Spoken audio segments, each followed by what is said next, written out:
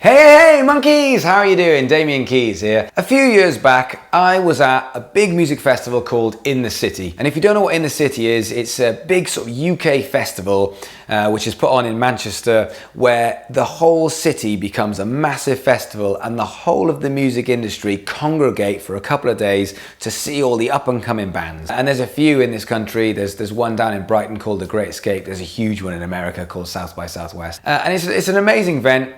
And it's great for live bands to actually start getting their name around.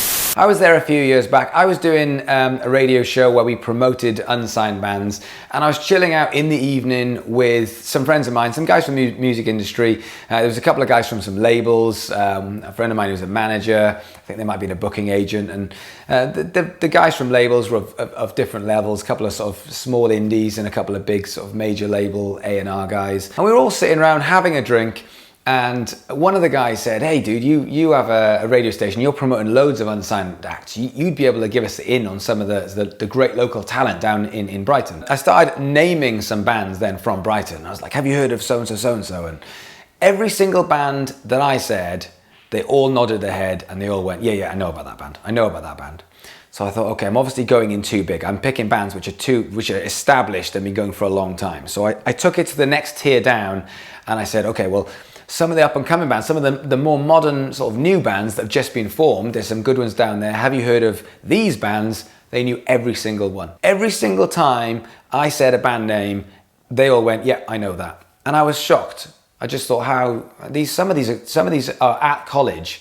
They haven't been going for more than, say, 6 months, starting to create a bit of a buzz. And you are in London. How do you know about this? And one of the guys said, "This is my job. This is what I do every single day. My job is to scout the talent and find the talent, and if I can, if it's worth it, sign it before someone else does and I miss the boat."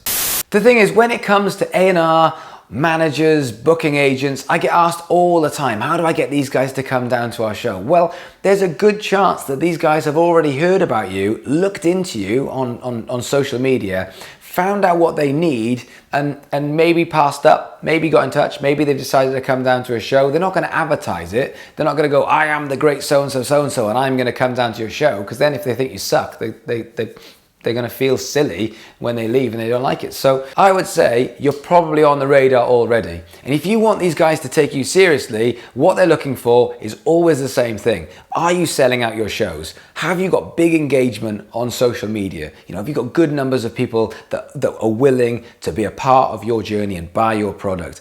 These are the questions that they want answered. And if you can answer those questions, they will be interested. So you've got to take your product to the next level in order for them to go from snooping around and knowing who you are to buying into it and signing you up. Have a think about it, and I'll see you tomorrow.